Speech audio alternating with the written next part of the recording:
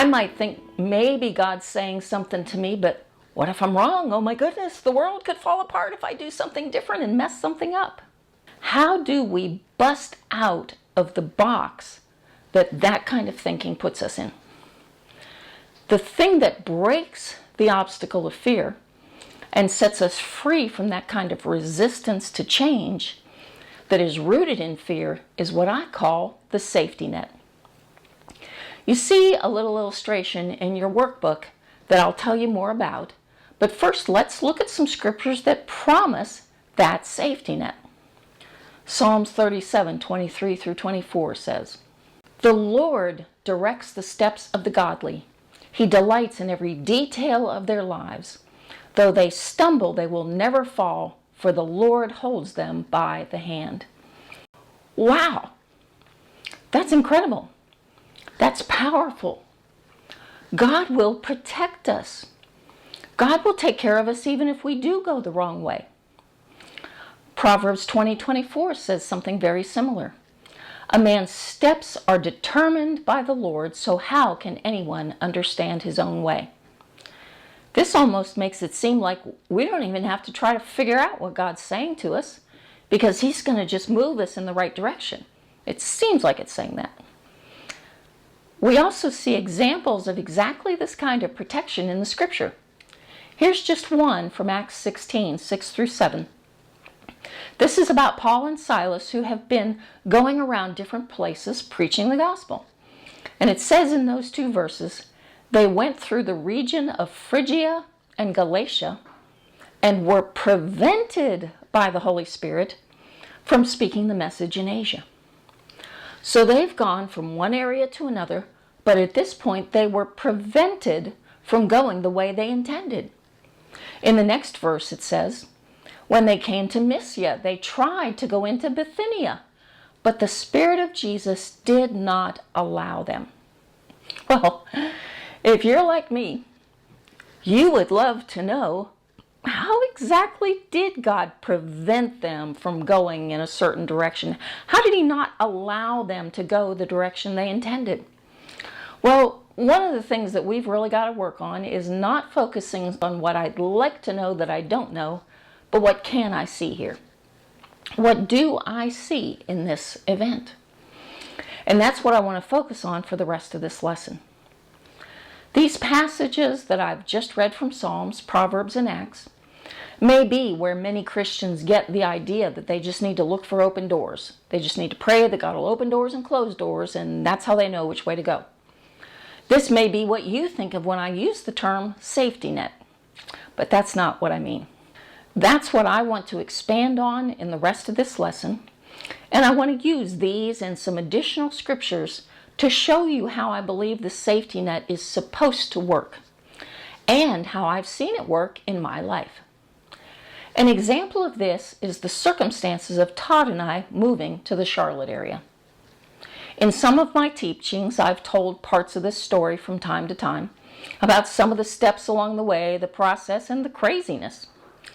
But I want to tell you more of the details and use the picture in your book to help you see this the way I believe will truly enable you to break the obstacle of fear that so often causes resistance to change, which in turn creates a callus on our spiritual ears, dulling our spiritual hearing. I've got a short video that shows how all these different lines and colors represent my life, my own experience of God preventing and not allowing. Start by imagining with me God's perfect will for any of us as a green line.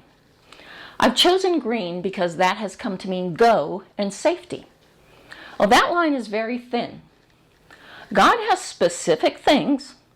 God planned good works for each of us to walk in all through our lives. So we imagine this green line going up or down and this way and that. Then there's what I call the safety danger zone. Obviously, the closer we're walking in God's perfect will for us, the safer we're going to be. And the further away we get from it, the more danger we'll be in. That's why it's yellow, then orange, then red as you get further away from God's perfect will. The black line on the outside is what I think of as the limit of my options, the limit of the possibilities of what I could do. God gives us choices, options. He will allow us to do stupid things. He'll let us do wrong things, hurtful things.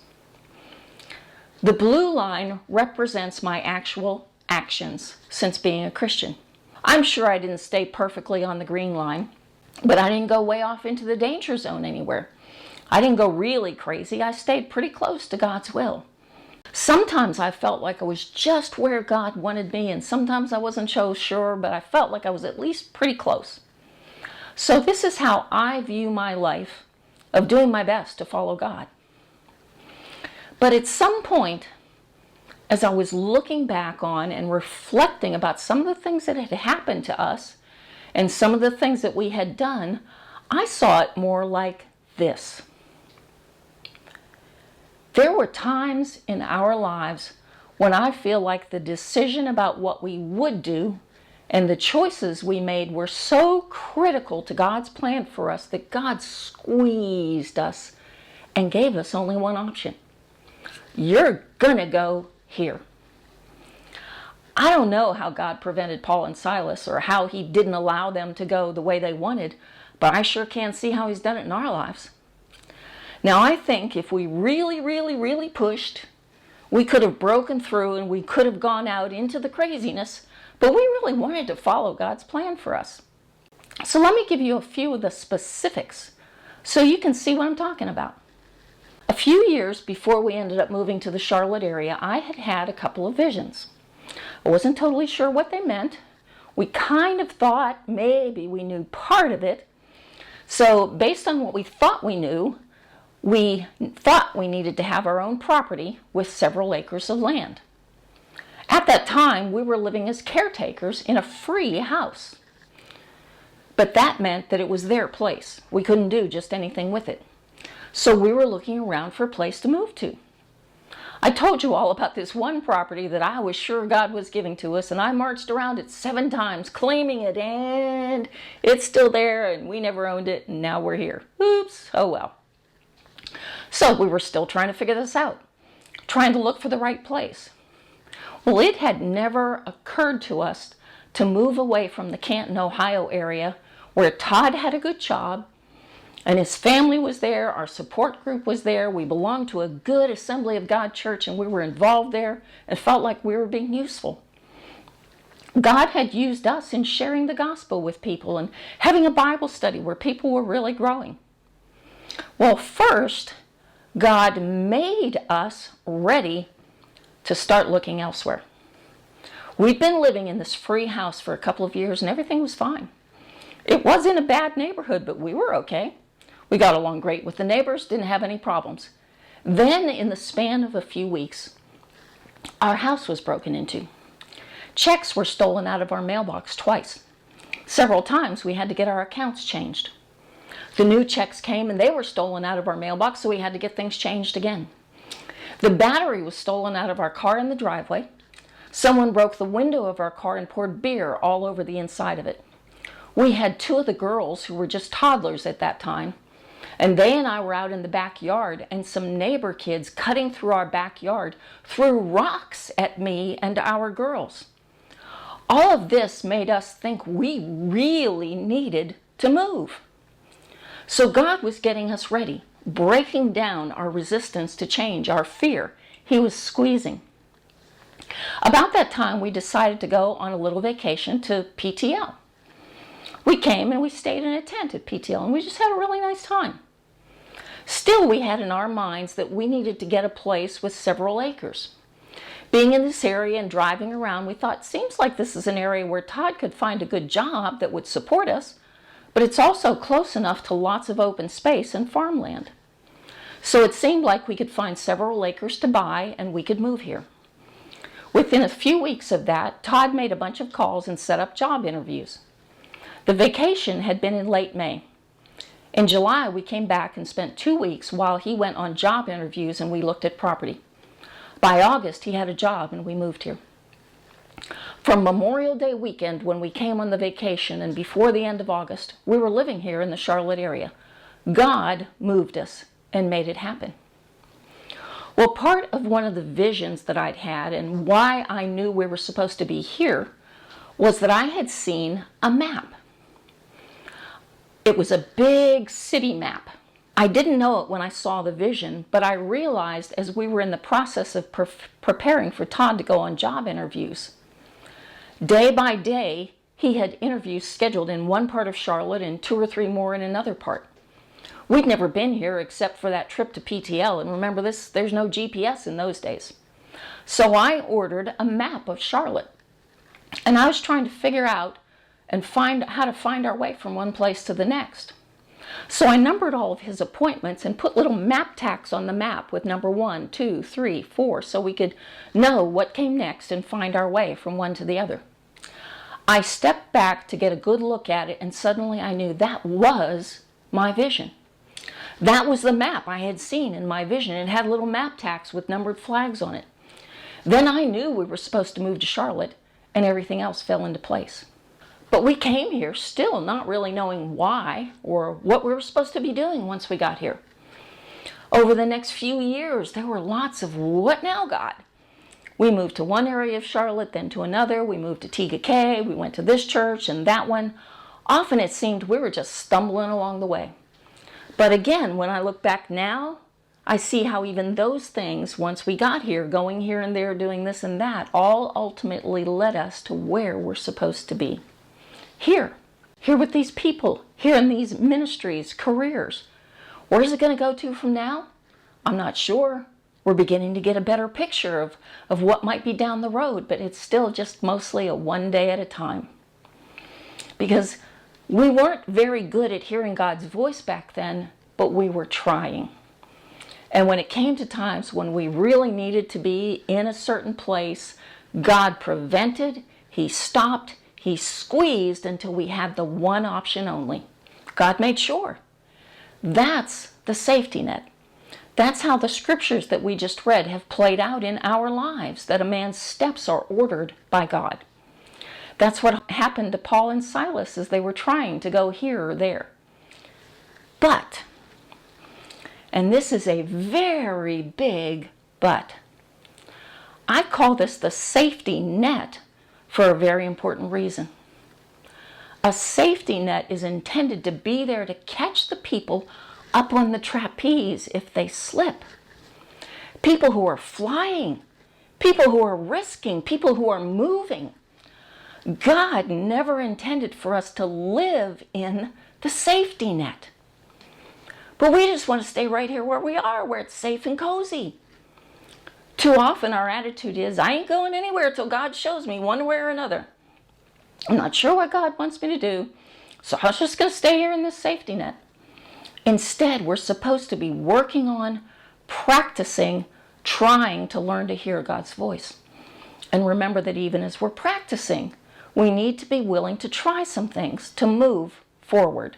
Let's look at what Psalm 32, 8 through 9 says about that. I will instruct you and show you the way to go. With my eye on you, I will give you counsel. So that's good, right? God says He'll instruct us in the way to go, and that's what we want. But continued through verse 9, where it says, do not be like the horse or mule without understanding, that must be controlled with bit and bridle, or else it will not come near you. We tend to think of a mule as stubborn, and I think a lot of people think that's what this verse is all about, being stubborn. That certainly would be a hindrance, but this doesn't say anything about stubbornness. It's the horse and the mule, and it says that neither of them have understanding. A horse or mule can be very obedient, but they typically still need to be guided by a bit and bridle. God wants to get us beyond that. He wants us to learn to listen so that we recognize His voice and we follow. I'm not saying I've got this down perfectly, but I am constantly working on it, and I've gotten much better at it. Let me take you back to the circumstances of our moving to Charlotte. I just recently remembered something else about that time period. As I said, we were sure we were supposed to be in this area, in the Charlotte area. But things weren't working out so well after we moved here. Financially, we were in trouble. And we were living in a trailer park, in a trailer, and we were not at all happy about that. Well, Todd got a job offer with a ministry in Oklahoma, and he accepted it. We were going. Everything was set. Oh, what about knowing that God wanted us in Charlotte? Well, this door's open. I even remember our church gave us a going away party. We were ready to move in a week or two. Well, this ministry was supposed to be paying to move our trailer to Oklahoma, and Todd had found a place to put it in Oklahoma. But at the last minute, it all fell through. They weren't going to pay for our moving, and we didn't have the money to pay for it ourselves, so God kept us here. And I thank God for those times when He squeezed the options down to only one. But that's not His best. His best is for us to learn to hear and do. He doesn't want us to just go by what things look like. In that situation, it looked like all the doors were open, and then slam bam, all the doors were closed. Whoa, wait a minute. Do not be like the horse or mule without understanding that must be controlled by bit and bridle. God did it for us, and I'm grateful, but that's not His best. I want to grow beyond that. I want to learn to hear and follow. And this takes me back to that idea of a risk-reward analysis. To look for ways to step out, to take a step in the direction of obeying what I think I'm hearing without doing anything that would be terribly dangerous spiritually or in any other way. We want to find a way to learn to discern God's voice. And mostly that's not going to happen by just sitting around and waiting until I don't have any doubts or questions. That's never going to happen. There's never going to be a time when we have no doubts or questions. If there was, it wouldn't be faith that we're living by. So this idea of a risk-reward analysis is just a way of working through what I think I'm hearing from God to find some action I can take. I think God's telling me to do this. Well, if I take this step, what's the worst that can happen? Examine potential damages and potential rewards to find something you can do. In the exercises you'll be doing today, you're going to get specifically into some other ideas of helping you sift through what you think you might be hearing to narrow it down to what God is really saying. And I know you're going to have a great time with that. And I'll see you in the next lesson.